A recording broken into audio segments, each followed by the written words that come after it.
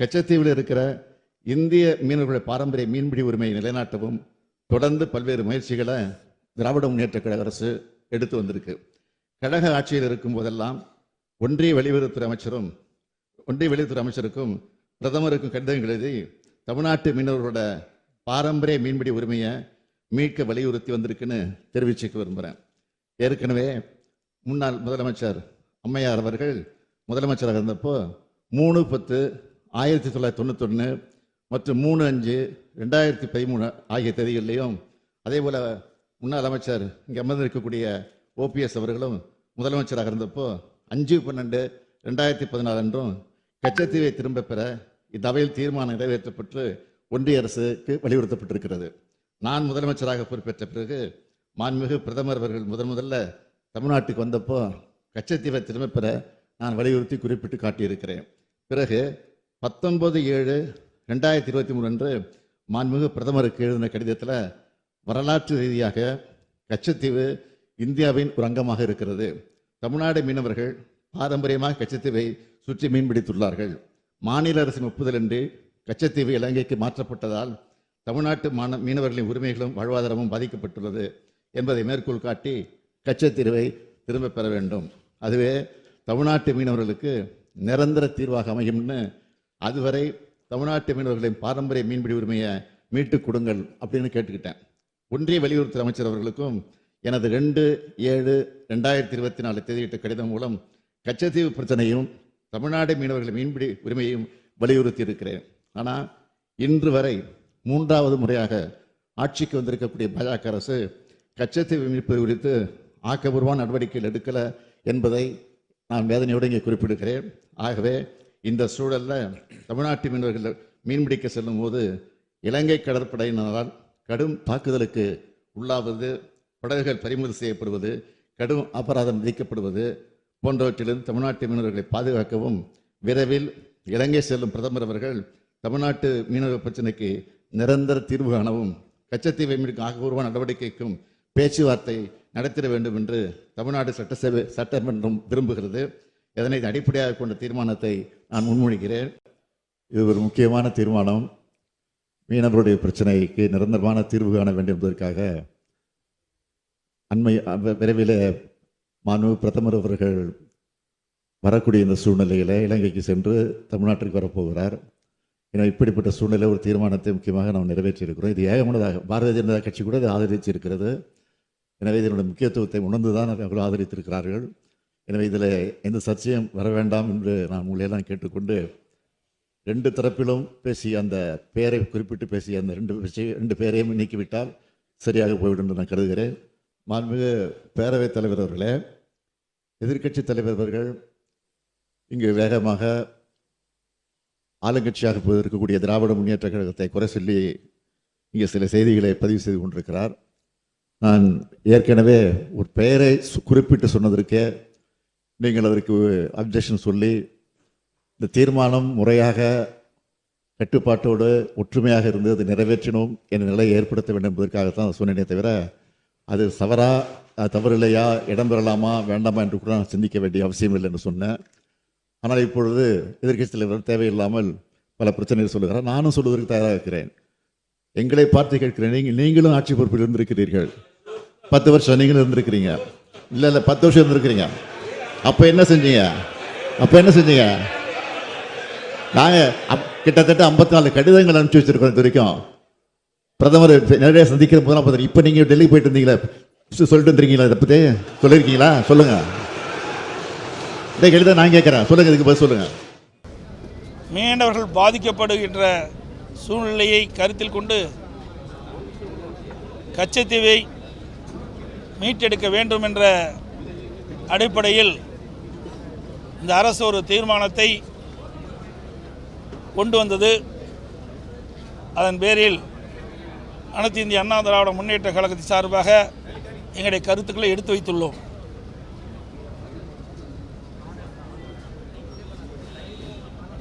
மத்தியிலே காங்கிரஸ் ஆட்சி இருந்த காலத்தில் 1974ஆம் ஆண்டு இந்திய நாட்டிற்கு உட்பட்ட கச்சத்தீவை இலங்கை அரசுக்கு இந்திய அரசு தாரை வார்த்து கொடுத்து விட்டது. அப்பொழுதே பொன்மனச்செம்மல் புரட்சித் தலைவர் எம்ஜிஆர் இருந்த காலம், அதை நாங்கள் கடுமையாக எதிர்த்தோம். இதனால் தமிழ்நாட்டு மீனவர்கள் கடுமையாக பாதிக்கப்படுவார்கள். காலங்காலமாக கச்சத்தீவை தமிழ்நாட்டு மீனவர்கள் பயன்படுத்தி வந்தார்கள். நம்முடைய மீனவர்கள் கச்சத்தீவிலே ஓய்வு எடுப்பதற்கும் வலைகளை உலர்த்துவதற்கும் அங்கே அதை பயன்படுத்தி வந்தார்கள். அதோடு அந்த பகுதியில் மீன் பிடிக்கின்ற அந்த உரிமையும் பறிபோய்விடும் என்ற அச்சத்தின் அடிப்படையில் தான் அன்றைய தினம் புரட்சித் தலைவர் எம்ஜிஆர் அவர்கள் இதை எதிர்த்தார். நம்முடைய மீனவருடைய உரிமை முழுவதும் பறிபோய்விடும். ஆகவே இதை மத்திய அரசு கைவிட வேண்டும் என்று அன்றைய தினமே குரல் கொடுத்தார். அன்றைய தினம் திராவிட முன்னேற்றக் கழக அரசு தமிழகத்திலே ஆண்டு கொண்டிருந்தது. மறைந்த கலைஞர் அவர்கள் தமிழகத்துடைய முதலமைச்சராக இருந்த காலகட்டம். அப்பொழுது உரிய நடவடிக்கை எடுக்காத காரணத்தினாலே கச்சத்தீவு இலங்கைக்கு இந்திய அரசு தாரை வார்க்கப்பட்டு விட்டது. அன்றிலிருந்து இன்று வரை நம்முடைய மீனவர்கள் சோதனைக்கு உள்ளாகியிருக்கின்றார்கள். கச்சத்தீவை சுற்றி மீன் பிடிக்கின்ற உரிமையும் பறிபோய்விட்டது. கச்சத்தீவிலே நம்முடைய மீனவர்கள்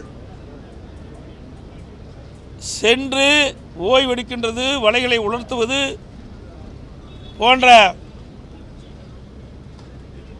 பயன்பாட்டுக்கு கச்சத்தீவை பயன்படுத்த முடியாத ஒரு சூழ்நிலை ஏற்பட்டுவிட்டது.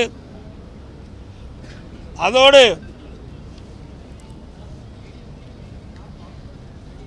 இதை மீட்டெடுப்பதற்காக திராவிட முன்னேற்ற கழக கட்சி எந்தவித நடவடிக்கையும் எடுக்கவில்லை. மத்தியிலே 16 ஆண்டு காலம் ஆட்சி அதிகாரத்தில் இருந்த ஒரே கட்சி திராவிட முன்னேற்ற கழகம்தான். 16 ஆண்டு காலத்தில் 5 பிரைம் மினிஸ்டர், 5 பாரத பிரதமர்கள் நாட்டை ஆண்டிருக்கின்றார்கள். அதில் 5 பிரதமர் ஆண்ட போதும் திராவிட முன்னேற்ற கழகத்தைச் சேர்ந்த நாடாளுமன்றர்கள் அமைச்சராக இடம்பெற்றுகின்றார்கள். அதாவது திரு விபி சிங் அவர்கள் பாரத பிரதமராக இருந்த பொழுதும் சரி, திரு தேவகவுடா அவர்கள் பாரத பிரதமராக இருந்த பொழுதும் சரி, திரு ஐகே குஜ்ரால் அவர்கள் பாரத பிரதமராக இருந்த பொழுதும் சரி, திரு வாஜ்பாய் அவர்கள் பாரத பிரதமராக இருந்த பொழுதும், திரு மன்மோகன் சிங் அவர்கள் பாரத பிரதமராக இருந்த பொழுதும் திராவிட முன்னேற்ற கழக கட்சியைச் சேர்ந்த நாடாளுமன்றர்கள் அந்த அமைச்சரவையிலே மத்திய அமைச்சரவை இடம்பெற்றார்கள். ஆக 16 ஆண்டு காலம் மத்தியிலே ஆட்சி அதிகாரத்தில் இடம்பெற்றிருந்த இந்த திராவிட முன்னேற்ற கழகம் ஏன் இந்த மீனவர் பிரச்சனையை தீர்க்கப்படவில்லை? ஏன் கச்சத்தீவை மீட்பதற்கு எந்த முயற்சியும் எடுக்கவில்லை? அதைத்தான் நாங்கள் சட்டமன்றத்திலே நான் கேள்வி எழுப்பினேன். அதை பேசுவதற்கு, முழுமையாக பேசுவதற்கு சட்டப்பேரவையில் அனுமதிக்கவில்லை. இப்பொழுது தேர்தல் வருகிறது, அடுத்த ஆண்டு தேர்தல் வரப்போகுது. அந்த தேர்தலை ஒட்டி இன்றைய முதலமைச்சர் அவர்கள், திராவிட முன்னேற்ற கழக அரசு, திமுக கட்சி ஒரு நாடகத்தை அரங்கேற்றிருக்குது. இந்த தீர்மானத்தின் மூலமாக ஏதோ மீனவர்களுக்கு நன்மை செய்வது போல இந்த தீர்மானத்தை கொண்டு வந்து அவையிலே வைத்து விவாதித்திருக்கின்றார்கள். உண்மையிலேயே மீனவர்களுக்கு துரோகம் செய்து திராவிட முன்னேற்ற கழக கட்சி அடுத்த ஆண்டு தமிழகத்திலே சட்டமன்ற பொதுத்தேர்தல் வருகிறது. அதை நோக்கித்தான் இந்த தீர்மானத்தை கொண்டு வந்திருக்கின்றார்கள். அந்த மீனவ மக்களுடைய வாக்குகளை பெற வேண்டும், தமிழ்நாட்டில் இருக்கின்ற மற்ற பகுதியில் இருக்கின்ற மீனவர்களுடைய வாக்குகளை பெற வேண்டும் என்ற நோக்கத்தின் அடிப்படையில் தான் இந்த தீர்மானத்தை கொண்டு வந்ததாக நாங்கள் எண்ணுகிறோம். 4 ஆண்டு காலம், இதற்கு முன்பு 4 ஆண்டு காலம் ஆட்சி செய்தீர்களே, இந்த மீனவர் மீது உங்களுக்கு அக்கறை இல்லையா? அப்பொழுது இந்த தீர்மானத்தை கொண்டு வந்திருந்தால் பரவாயில்லை, மீனவர் மீது அக்கறை கொண்ட அரசு என்று நாங்கள் எண்ணியிருப்போம். ஆனால் 4 ஆண்டு காலம் கழித்து இப்போ 5ஆண்டாவது, இதுதான் கடைசி பட்ஜெட். இப்பொழுது இந்த மீனவர் நலன் சார்ந்த கச்சத்தீவை மீட்போம் என்று ஒரு தீர்மானத்தை சட்டமன்றத்திலே கொண்டு வந்து இன்றைக்கு மீனவர்களை ஏமாற்றுகின்ற ஒரு நாடகத்தை தான் என்று நாங்கள் கருதுகிறோம். அது மட்டும் இல்லை, 2019 38 நாடாளுமன்ற உறுப்பினர்கள் இருந்தாங்க. ஏன் அந்த மீனவர் பிரச்சனையை கொண்டு வந்து கச்சத்தீவை மீட்கவில்லை? 2024 இப்போ 25 ஒரு வருஷம் ஆகிடுது. எப்பொழுது பார்த்தாலும் முதலமைச்சர் சொல்கிறார் 39க்கு 39 நாங்கள் தான் வெற்றி பெற்றோம், திமுக கூட்டணி கட்சி சேர்ந்த எம்பிக்கள். ஏன் 39 நாடாளுமன்ற உறுப்பினர்களும் நாடாளுமன்றத்திலே கச்சத்தீவை மீட்பதற்கு உண்டான நடவடிக்கை மேற்கொள்ளவில்லை? ஏன் நாடாளுமன்றத்தில் அழுத்தம் கொடுக்கவில்லை? இப்படி அழுத்தம் கொடுத்து பெற்றிருந்தால் பரவாயில்லை. இதையெல்லாம் விட்டுவிட்டு அடுத்த ஆண்டு தமிழகத்தில் நடைபெறுகின்ற சட்டமன்ற தேர்தலை மனதிலே வைத்துத்தான் இந்த தீர்மானத்தை கொண்டு வந்திருக்கின்றார். அது மட்டுமல்ல, இதையும் புரட்சித் தலைவி அம்மாவில் இருக்கின்ற பொழுது இன்றைக்கு மத்தியிலே யார் ஆட்சிக்கு வந்தாலும் இந்த கச்சத்தீவை மீட்பதிலே முடியாத ஒரு சூழ்நிலை ஏற்பட்டுகின்றது. ஆர்ப்பாட்டம் நடத்துகிறோம், கச்சத்தீவை மீட்க போராட்டம் நடத்துகிறோம், அப்போ இருக்கிற பிரதமருக்கு கடிதம் எழுதுகிறோம், அதனால் எந்த பலனும் இல்லை. அதனால் இந்த கச்சத்தீவை மீட்பதற்காக 2008ஆம் ஆண்டு அனைத்து இந்திய அண்ணா திராவிட முன்னேற்ற கழகத்தினுடைய பொதுச் செயலாளர் இருந்து கட்சியின் சார்பாக அம்மா அவர்களே தன் இணைத்து கொண்டு வழக்கை தொடர்கிறார் உச்சநீதிமன்றத்தில். 2011 ஆட்சி மாற்றம் ஏற்படுகிறது. புரட்சித் தலைவர் அம்மா தமிழகத்துடைய முதலமைச்சராக வராங்க. வந்த பிறகு அரசாங்கத்தையும் அந்த வருவாய்த்துறையும் அதை இணைத்துக் கொள்ளப்பட்டு விட்டது. ஆக ஆட்சியில் இருந்தாலும் இல்லாவிட்டாலும் மீனவருடைய பிரச்சனையை தீர்க்க வேண்டும் என்ற ஒரே எண்ணத்தின் அடிப்படையிலே இதை நாங்கள் எடுத்து அவருடைய பிரச்சனை தீர்ப்பதற்காக நாங்கள் முயற்சித்து கொண்டு இருக்கின்றோம். அப்பொழுது 2008 2011 வரைக்கும் மாநிலத்தை திமுக ஆட்சி, 2008 13 வரைக்கும் மத்தியிலே திமுக கூட்டணி ஆட்சி. மத்தியில் திமுக அங்கே வைக்குது அந்த கூட்டணியில். அப்பொழுதும் மாண்பு அம்மா அவர்கள் உச்சநீதிமன்றத்தில் வழக்கு தொடர்ந்தார்கள், அதில் இணைத்து கொண்டிருந்தால் கூட பரவாயில்ல, அப்பொழுதும் பொறுப்படுத்தவில்லை. அப்படின்னா இவர்கள் எப்படி மீனவர்கள் மீது அக்கறை கொண்ட அரசாக இருக்க முடியும் என்பதை, அக்கறை கொண்ட கட்சியாக இருக்கும் என்பதை நாம் எண்ணி பார்க்க வேண்டும். அது மட்டுமல்ல, மாண்பு அம்மா அவர்கள் இந்த நீதிமன்றத்தில் வழக்கு தொடர்ந்த நோக்கமே 1960ஆம் ஆண்டில் உச்சநீதிமன்றத்தில் ஒரு தீர்ப்பு வந்தது. அதன் அடிப்படையில் அன்றைய மத்திய அரசு பெருவாரி பள்ளம் என்னும் பகுதியை அன்றைய ஈஸ்ட் பாகிஸ்தானுக்கு தாரை வார்க்க வேண்டும் என்று விரும்பியது. அப்போது அது கிழக்கு, அது பங்களாதேஷ், அன்றைய தினம் அது கிழக்கு பாகிஸ்தானுக்கு, ஈஸ்ட் பாகிஸ்தானுக்கு என்று குறிப்பிட்டிருந்தார்கள் வழங்குவது. அப்போ இதை பற்றி ஜனாதிபதிகள் கருத்து கேட்டது. உச்சநீதிமன்றம் தெளிவாக தீர்ப்பளித்தது. இதில் கிழக்கு பாகிஸ்தானுக்கு தாரை வார்த்து செல்லாது என்று உச்சநீதிமன்றம் கொடுத்தது. அதாவது பங்களாதேஷிலிருந்து ஈஸ்ட் பாகிஸ்தான் கொடுத்தது செல்லாது என்று தீர்ப்பளிக்கப்பட்டது. அந்த அடிப்படையில் தான் இந்த வழக்கை தொடர்ந்தார்கள். அதேபோல் இந்தியாவில் எந்த ஒரு பகுதியும் அயல் நாட்டிற்கு வழங்க வேண்டும் என்றால் நாடாளுமன்றத்தில் இரு வகைகளிலும் ஒரு அரசியல் சாசன திருத்தத்தை கொண்டு வந்து, ஒரு கான்ஸ்டிடியூஷனல் அமெண்ட்மெண்ட் கொண்டு வந்து, அதன்படி நாடாளுமன்றத்தின் இரு அவைகளிலும் ஒப்புதல் பெற்றுத்தான் இந்தியாவின் எந்த ஒரு பகுதியும் அயல் நாட்டிற்கு வழங்க முடியும். அந்த கருத்தின் அடிப்படையில் தான் இந்த வழக்கை தொடரப்பட்டது என்பதையும் தெரிவித்துக் கொள்கின்றேன். ஆக அனைத்து இந்திய அண்ணா திராவிட முன்னேற்ற கழக தலைவர்கள் பொன்மனச்செம்மல் புரட்சித் தலைவர் எம்ஜிஆர் காலத்திலும் சரி, இதையும் புரட்சித் தலைவர் அம்மாவுடைய காலத்திலும் சரி, அம்மாவுக்கு பிறகு அம்மாவுடைய அரசும் சரி, மீனவர்கள் மீது அக்கறை கொண்டு கச்சத்தீவை மீட்பதற்கு அனைத்து வழியிலும் நடவடிக்கை எடுக்கப்பட்டது என்பதை தெரிவித்துக் கொள்கின்றேன். ஆனால் திராவிட முன்னேற்ற கழகம் 16 ஆண்டு காலம் மத்தியிலே ஆட்சி அதிகாரத்தில் இருந்து அதை பயன்படுத்தாமல் தன்னுடைய குடும்பம்தான் முக்கியம், குடும்பத்திற்கு அதிகாரம் வேணும், ஆட்சி அதிகாரத்தில் வேணும், அதைத்தான் பார்த்தாங்களே ஒழிய தமிழ்நாட்டுக்கிட்ட மீனவர்களை பற்றி கவலைப்படவில்லை. உண்மையிலேயே கவலைப்பட்டிருந்தால் ஆட்சி அதிகாரம் இருக்கும்போதே இதற்கு ஒரு முடிவு கட்டி இந்த கச்சத்தீர்வை மீட்டெடுத்திருக்கலாம். கடந்த 4 ஆண்டு காலத்தில் 54 முறை நாங்கள் மத்திய அரசுக்கு கடிதம் எழுதியிருக்கோம். அதான் அம்மா தெளிவாக சொல்லிட்டாங்களே. 2011 அம்மா ஒரு தீர்மானம் கொண்டாடுறாங்க, புரியுதுங்களா? அப்போ தீர்மானத்தில் தெளிவுபடுத்துகிறாங்க. அப்போ அழகாக அவர்கள் பேசுகின்ற பொழுது அழகாக தெரிவிக்கின்றார்கள். அதில் தான் அந்த கருத்தை நான் சொன்னேன். இன்றைக்கு மத்தியிலே 2011 அம்மா பேசுது, மத்தியிலே யார் ஆட்சிக்கு வந்தாலும் எத்தனை முறை கடிதம் எழுதினாலும் அதுக்கு எந்த பலனும் இல்லை, ஆர்ப்பாட்டம் நடத்தினாலும் பலன் இல்லை, அதுபோல் இப்போ அனைத்து கட்சி கூட்டம் நடத்தினாலும் பயன் இல்லை. ஆகவே தான் இதற்கு ஒரே தீர்வு, உச்சநீதிமன்றத்தில் வழக்கு தொடர்ந்து அதன் மூலம் நம்முடைய உரிமையை மீட்டெடுப்பதற்கு இதுதான் சிறந்த வழி என்று அம்மாவில் உச்சநீதிமன்றத்தை நாடினார். தீர்மானத்தை முன்மொழியும் போது சிஎம் சொல்றாரு, அப்போது அப்போதைய முதலமைச்சருக்கு தெரியாது, நாடாளுமன்றத்தோட இரு அவைகள்லையும் ஒப்புதல் வாங்காம தான் அதான் இன்றைக்கி அவர் தகவல் உரிமை சட்டத்திலே தெளிவாக சொல்லிட்டார். இந்த செயலாளர் தெளிவாக சொல்லியிருக்கார். அரசுக்கு தெரிவிக்கப்பட்டு விட்டது, முதலமைச்சருக்கு தெரிவிக்கப்பட்டது 1974 தெரிவிக்கப்பட்டது என்று தகவல் உரிமை சட்டத்தின் மூலமாக பெற்றிருக்கிறாங்க.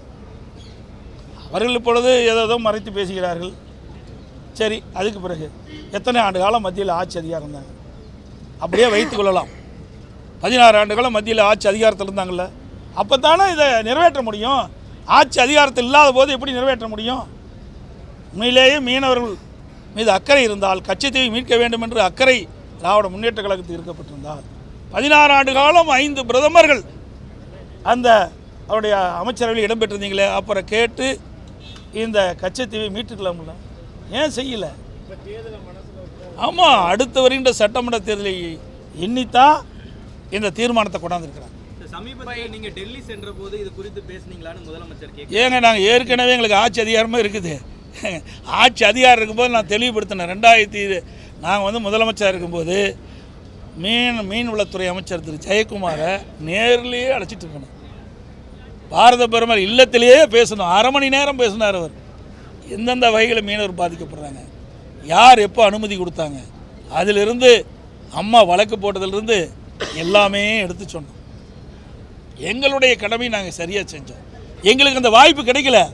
16 ஆண்டு காலம் மத்தியிலே ஆட்சி அதிகாரம் கிடைச்சிருந்தா நிச்சயமாக மீனவர் பிரச்சனை தீர்த்திருப்போம். ஏன்னா காவிரி நதிநீர் பிரச்சனை வந்தது. அப்போ என்ன நடந்ததுன்னு உங்களுக்கு தெரியும். நான் அடிக்கடி அதையும் திருப்பி சொல்ல வேண்டிய அவசியம் இல்லை. தமிழ்நாட்டு மக்களுடைய உரிமையில் காத்தமா இல்லையா? அதே போல் ஹைட்ரோ கார்பன் பிரச்சனை வந்தது, புரிந்துணர்வு ஒப்பந்தம் போட்டது திமுக. நம்முடைய டெல்டா மாவட்ட விவசாயிகள் பாதிக்கப்பட என்று எண்ணி இருந்தவுடன் அவள் வைத்த கோரிக்கையின் அடிப்படையில் பாதுகாக்கப்பட்ட வேளாண் மண்டலத்தை கொடுத்தோம். அதே போல் நடுவர் மன்ற இறுதி தீர்ப்பு 2007 வந்தது. அப்போ யார்? மத்தியில் திமுக அங்கம் வைக்கின்ற காங்கிரஸ் கூட்டணி ஆட்சி அமைச்சது. திமுக இங்கே ஆட்சியில் இருந்தது. அப்போ 3-4 மாத காலம் மத்திய அரசியலில் நடுவர் மன்ற இறுதி தீர்ப்பை 2007 வெளியிடாகிறதுல எல்லாம் நீதிமன்றத்துக்கு போயிட்டாங்க. அப்போ மாண்பு அம்மா அவர்கள் தான் உச்சநீதிமன்றத்தை நாடி தீர்ப்பை பெற்றாங்க. எல்லாமே தமிழ்நாட்டின் நலன் சார்ந்த பிரச்சனைக்கு அதிமுக தான் துணை நின்றது. எல்லா வகையிலுமே திராவிட முன்னேற்ற கழகம் எதிர்த்து தான் இருந்தது ஒழிய தமிழ்நாட்டு மக்கள் மீது அக்கறை கொண்டதாக சரித்திரம் கிடையாது, வரலாறு கிடையாது. அனைத்து ஊடக நண்பர்களுக்கும் நன்றி, வணக்கம்.